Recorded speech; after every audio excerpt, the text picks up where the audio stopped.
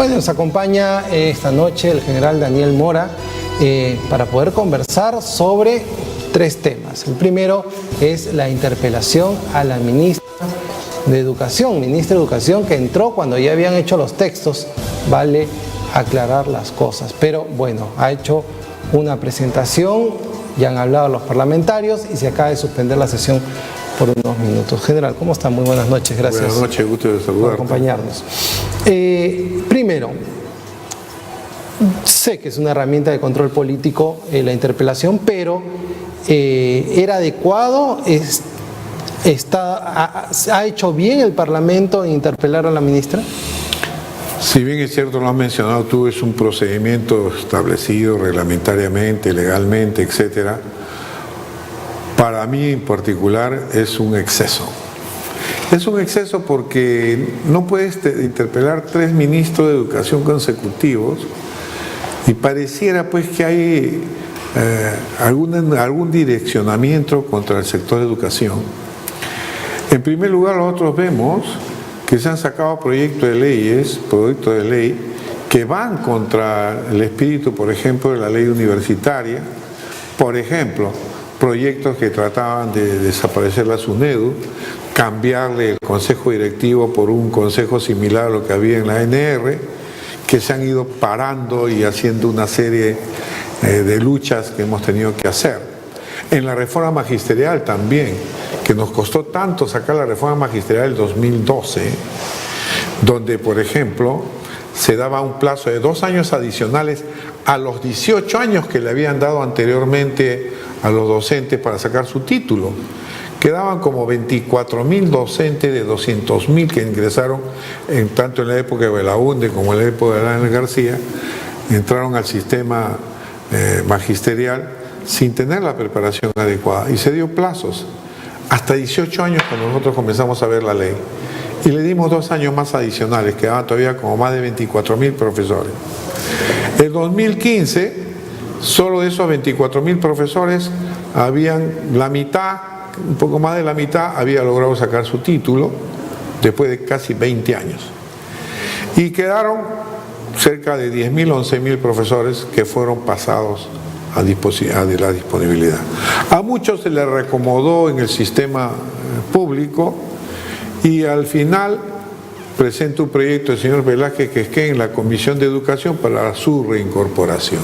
Después de 3 años que ya estaban reacomodados, sacan un proyecto de ley totalmente populista, un proyecto que ha salido y ojalá el Ejecutivo lo observe, y esos son retrocesos que sufre todas las reformas educativas en el país. Prácticamente el Congreso se ha vuelto como si fuera un enemigo. Yo no hablo de todos los congresistas, pero generalmente hay una intencionalidad, porque hay propietarios todavía de universidades, porque hay presiones de universidades, porque nos encanta la cuestión populista, clientelista, y que afecta el desarrollo a mediano o largo plazo de cualquier reforma educativa. ¿Usted cree que se está perdiendo una gran oportunidad de hacer un gran pacto educativo mirando al futuro? Totalmente. ¿Y estamos atrapados en esta lucha de enfoques? Totalmente de acuerdo contigo. Se requiere un gran pacto, y yo siempre lo he estado hablando, porque no es posible. La educación debía ser una entidad casi supranacional, y que todas las fuerzas políticas nos pongamos de acuerdo, porque todo lo que pasa en el Perú es por la mala educación.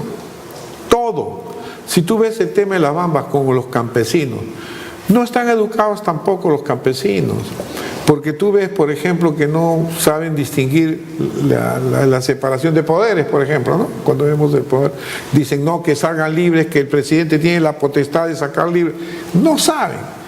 El problema educativo es básico en el Perú, y la calidad de educación que debe dar el Estado y debe comprometerse el Estado es la clave del desarrollo. Entonces, si esa es la clave del desarrollo, si esa es la clave para salir de la pobreza, evidentemente que todos debemos comprometernos con un gran pacto social, ¿no? Político, social, en que digamos pues la educación va a continuar con esta cabeza durante 20 años. Pero si vemos el debate el día de hoy en el Parlamento, estamos muy lejos de eso. Entonces el debate es pobrísimo, se enfocan en cosas triviales que no van al fondo de lo que el Perú necesita. Por ejemplo, nosotros nos quedamos cortos con las reformas que dimos, pero nos faltó, por ejemplo, la reforma de la educación rural. ¿Tú ves? Y damos nosotros una educación igual para todo el mundo con la diversidad que tiene el Perú. Damos una educación igual para todos. Y debemos particularizar, por ejemplo, la educación rural. Lo estamos viendo a cada rato con las comunidades campesinas, que son miles de comunidades que realmente se sienten como si todavía estuviéramos hace 2 siglos, que todavía la tuviéramos marginadas totalmente, no integradas totalmente. Cuando yo escucho hablar a los comuneros, pareciera que hablaran de otro país. Y López Albújar, en un gran cuento de magia y de poesía, decía muy claramente pues, que el comunero prácticamente da a demostrar en este cuento, ¿no? Sobre todo con el indio Palomares y con en la comunidad de Ovas, en Huánuco, ¿no? Se produce un encuentro entre Palomares para que defiendan el territorio nacional de la invasión chilena, que están llevándose nuestras riquezas. Y los comuneros de Valle dicen, ¿cuáles son estas riquezas? Nuestras riquezas no son iguales a las riquezas de los mistis, decían los mistis peruanos y mistis chilenos. Decían, nuestras riquezas, ¿qué son? Nuestros terrenitos que tenemos para cultivar nuestras papas, nuestras ovejas, nuestras vaquitas, esas son nuestras riquezas. Y desconocían por completo el Perú. Estamos igual. Es decir, se sienten totalmente aisladas de ese Estado que nunca llega a ellos. Y ese es el gran problema y el gran drama del país. ¿El Estado conoce el Perú? No lo conoce. Yo te digo, yo estaba en lugares como militar, donde nosotros cuando llegábamos a esos lugares éramos los únicos que habíamos llegado. Hacíamos de curas, hacíamos de médicos, hacíamos de todo, casábamos a la gente y nos pedían que los casáramos. Es decir, querían adaptarse al modo occidental y sin embargo, pues todavía lo tenemos totalmente segregado. No es posible que en pleno siglo XXI estemos así, con una comunidad que habla y que el Estado permanece totalmente como alejado de esa comunidad. En lugar del Estado acompañar al comunero frente a la empresa, el Estado va con el empresario frente al comunero. Entonces es una total disrupción que se produce entre las comunidades y el Perú en general. Correcto, efectivamente hay un problema educativo, poca distribución presupuestal para... Entonces la educación igual, hace 50 años se eliminó la educación cívica, se eliminó hasta la historia, la geografía, se han perdido valores, han surgido otros valores, creo que ya no se llaman valores, sino otros valores negativos, podríamos otros hablar. Valores, así es. Entonces todo esto, y nos hemos depolitizado también. Entonces hay una indiferencia total del joven, nosotros que pretendemos que entre unas nuevas generaciones. El Perú necesita nuevas generaciones, pero así como estamos no vamos a llegar. Y ahí voy a que un congresista que es dueño de una universidad va a participar en la acreditación de su universidad. No es la primera vez que sucede esto ha sucedido muchas veces ya en la SUNEDU, porque era una costumbre con la ANR y con la CONAFU, la visita constante de estas autoridades a esos organismos. No es por gusto que se le llamaba a la SUNEDU, a la CONAFU y a la ANR se le llamaba el microbús. ¿Y por qué se le llamaba el microbús? Porque en cada ventanilla cobraban un boleto, decían así la gente. Entonces iban constantemente, la ANR les hacía dar miedo a algunos propietarios de universidades y en base a ese miedo lograban otros resultados. No es la primera vez, se ha visto ya a otros congresistas llegar. Tengo entendido que en este caso, esta universidad no es propiedad de este congresista, porque tiene, es su mamá. tengo entendido, 1% no es Es su mamá. Simplemente lo agarraron como un representante para tener a su hijo ahí. Claro, pero no entienden. El tema es que no se entiende cuál es el rol del Congreso, entonces, ¿no? Del congresista. Exactamente. Y ¿por confunden. qué? No, Porque nadie. tener. Sí. Así es. Entonces, todavía creen. Yo he visto congresistas que han entrado gritando a la SUNEDU. Yo he visto un congresista que gritaba: la SUNEDU no debe existir, esto no es. ¿Cuánto yo lo voy a sacar? Es decir, y que los congresistas les encanta esto tener institutos, y es una tontería, universidades. porque con el superintendente que se tiene actualmente tiene una autoridad y tiene liderazgo en ese sentido. Lo que me preocupa es que a mí me parece excelente y espectacular que desde la universidad partan personas intelectuales que vayan al Parlamento, claro. Es un gran aporte. Pero el aporte que está dando la universidad más bien es plataforma política, no de intelectuales, sino de operadores políticos. Totalmente, y a eso ha derivado pues prácticamente, porque prácticamente utilizan a la universidad como trampolines para todo esto y gastan millonadas. La millonada que se ha gastado, por ejemplo, la Universidad Sergio de Vallejo es increíble, no la ha gastado ningún partido, con la información que tengo. Entonces, y eso es la misma San Martín. La San Martín, por ejemplo, apoyando que es una universidad sin fines de lucro, no puede estar apoyando un equipo de fútbol que ha gastado más de 90 millones, lo declarado, y que no ha revertido en la universidad. Se le debe. Y una universidad sin fines de lucro no puede hacer eso. O poner en garantía la universidad para una línea aérea, que también está prohibido. Entonces acá, en todos los sectores, en todos los organismos del Estado, el tema de la corrupción, el tema del mal manejo, de la mala gestión, corroe a todas por igual. Se modifica las maneras de hacerlo, pero en general es lo mismo, ¿no? General, y el tercer tema que quería tocar con usted es, acaban de pedir prisión preventiva para Susana Villarán. ¿Está de acuerdo con estos mecanismos de prisión preventiva, de declarar, el Ministerio Público pide que disuelvan el Partido Nacionalista por organización criminal? ¿Cree que sí hay partidos políticos que son organizaciones criminales? ¿No lo cree? Yo creo que no podemos nosotros decir, ni afirmar, ni la ley, ni la Constitución, creo. No soy especialista en esto, pero es una exageración decir que un partido político puede ser una organización criminal. Acá tiene que individualizarse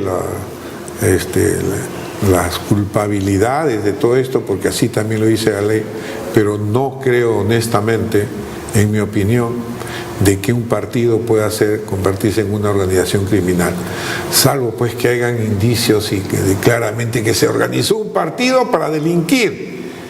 Yo no creo que se organice un partido para delinquir, es imposible. Acá ha habido también malas leyes, las leyes, por ejemplo, que permitían los apoyos de ciertas instituciones, personas, etcétera, y que se consideraban como unas faltas administrativas por la falta de claridad también en las leyes.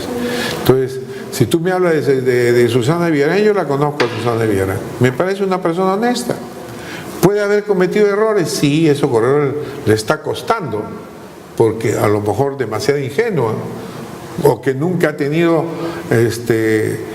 nunca ha hecho gestión pública, que también es un problema muchas veces. Pero desgraciadamente ha pasado lo que ha pasado según la Fiscalía. Esperemos.